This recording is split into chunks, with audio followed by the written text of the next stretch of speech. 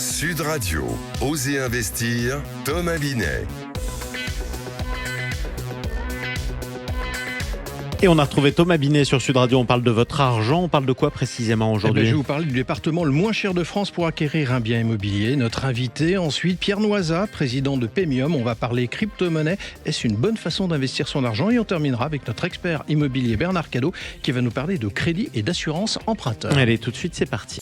Au cœur des quartiers pour mieux vous conseiller, le réseau Century 21 et ses 960 agences immobilières vous présentent Sud Radio, Osez investir, le conseil de la semaine. Cette semaine, Thomas, vous allez nous dire quel est le département le moins cher de France si on souhaite devenir propriétaire. La Creuse, Jean-Marie. Bah oui, c'est beau en plus. Le prix moyen du mètre carré est de 913 € selon la FNAIM, là où la moyenne française est à 2469 € du mètre carré. Ça fait un sacré gap quand même. On imagine bien que tout est en rapport. Il n'est pas faux, mais on peut même dire qu'il est vrai que le revenu disponible par habitant dans la Creuse est le plus faible de France. Ce département est assez mal desservi et avec une économie basée sur l'agriculture et l'artisanat.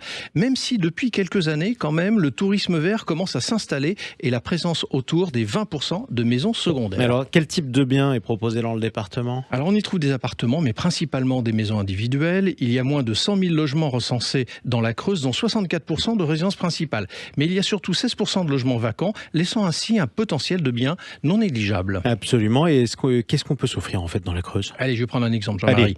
Un couple au SMIC qui signe un prêt sur 20 ans peut emprunter entre 130 et 150 000 €, pour autant qu'il n'ait pas d'autres crédits évidemment en cours. Du coup, il peut trouver des maisons autour des 140 mètres carrés à rafraîchir entre 100 et 130 000 €. Avec un petit terrain sympathique tout autour. En plus, c'est très bon le gâteau creusois. Vous savez, cette espèce de financier à la noisette. Allez, tout de suite, mon cher Thomas, on accueille votre invité.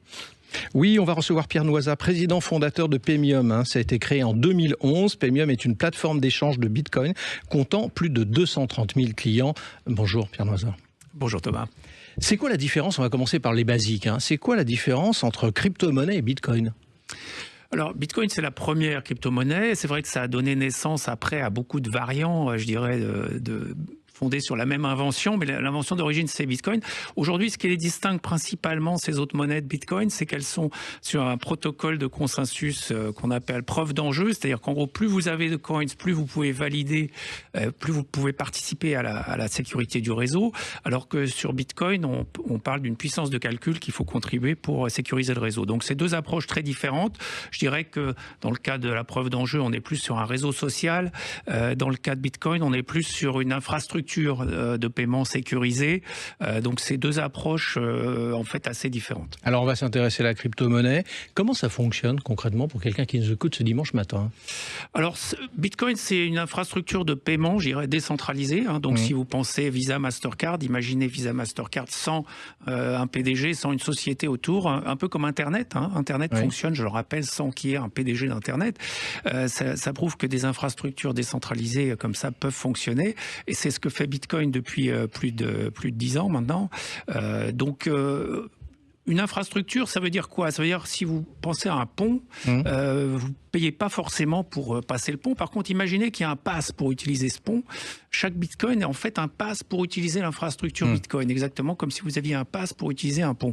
Donc la valeur des Bitcoins, ça vient pas de cash flow comme dans le cas d'une action ou d'autres actifs financiers. Ça vient du fait que vous avez un droit d'usage sur cette infrastructure. Donc c'est assez différent, mais je pense que la valeur, que tout le monde pense au pont et avec un pass pour passer le pont, tout le monde réalise que ça a une valeur. Donc c'est le cas de Bitcoin. Pierre Noisat, quand on va sur votre site Pemium, votre promesse est forte. Acheter des bitcoins et des crypto-monnaies à partir de 1 €. Très concrètement, c'est ce que vous écrivez sur votre site. Est-ce à dire que c'est ouvert à tout type d'investisseurs, en fait ? Alors, tout à fait. C'est-à-dire que souvent, les gens voient Bitcoin comme un actif risqué, ce qui n'est pas faux, puisqu'il peut varier de 15-20%. Tout investissement est risqué, déjà. Voilà. Mais disons qu'il y a un niveau de volatilité assez élevé, plus élevé peut-être sur Bitcoin que sur d'autres actifs.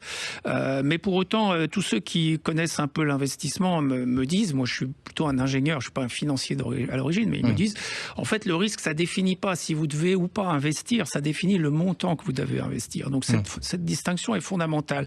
En gros, ça veut dire quoi ? Ça veut dire que si vous avez de l'épargne, investissez quelques pourcents de votre épargne dans Bitcoin pour au moins être exposé à Bitcoin et à son potentiel de croissance. N'investissez pas tout, c'est sûr, mais investissez au moins un pourcentage. Moi, je le qualifierais entre 1 et 10% suivant votre quantité d'épargne. Pourquoi les banques sont frileuses à conseiller ça ? Elles protègent leur modèle ? Alors oui, elles protègent leur modèle parce que, figurez-vous, vous le savez, les paiements, c'est un fromage extrêmement juteux. C'est juteux, juteux, on peut dire. Ouais. Ce fromage, c'est pas le bon mot, mais c'est un fromage. Voilà. Donc c'est 2000 milliards par an qui sont collectés par les banques dans le monde pour réaliser des paiements, c'est-à-dire transférer de la valeur. Et Bitcoin arrive là-dedans avec une infrastructure quasi gratuite. En fait, vous divisez les coûts de transaction. On a fait les calculs avec quelques spécialistes du paiement, que moi-même je viens de ce secteur. On a fait les calculs. Une transaction, dans ce cas-là, le coût de la transaction pourrait être divisé par 10. Donc on passerait, si vous voulez, de ces 2000 milliards à peut-être de 200 milliards. Donc le coût pour la société serait extrêmement réduit. Et évidemment, les banques ne voient pas ça forcément d'un bon oeil, puisque pour eux, c'est des marges et un train de vie, je dirais, qui est assuré aujourd'hui. Alors, dans le même temps, pardon, mais les banques disent aussi qu'il y a un risque plus important là-dessus que sur d'autres types de placements. Alors, moi, j'ai tendance à vous poser une question simple. C'est quoi les risques ? Concrètement ? Alors, les risques, comme on le disait tout à l'heure, ça définit pas le fait d'investir ou pas, ça définit le montant que vous devez investir. Après, le risque que vous avez, c'est un risque de volatilité, un risque de change, je dirais. Mais ce qu'on observe quand même depuis 15 ans, qu'on a une cotation en gros depuis 2010-2011, ce qu'on observe, c'est une croissance tendancielle extrêmement forte. Donc, la volatilité, ça joue sur un jour ou deux, mais la tendance de long terme, c'est la croissance, puisque aujourd'hui, on est encore au tout début de l'adoption. Un peu comme Internet, si vous voulez, ça a mis en gros 20 à 30 ans à s'établir, à donner naissance au web, à toutes ces applications. Bitcoin a 15 ans d'existence, en gros, donc on n'est pas encore au bout de l'adoption.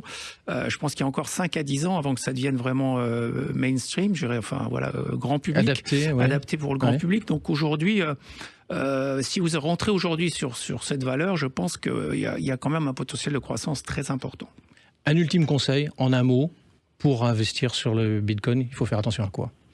Alors, le conseil, ce serait d'investir non pas en une fois, mais plutôt au fil de l'eau, c'est-à-dire mettre un petit peu chaque mois, peut-être 10, 100 euros en fonction de votre capacité d'épargne, plus si vous avez plus de moyens, mais encore une fois, entre 1 et 10% de votre épargne, et faire ça plutôt chaque mois ou chaque semaine plutôt qu'en une fois, parce que pour vous protéger contre ce phénomène de volatilité dont je parlais, qui fait que vous pouvez acheter au mauvais moment, donc c'est plus sûr d'investir en lissant son investissement sur une durée longue.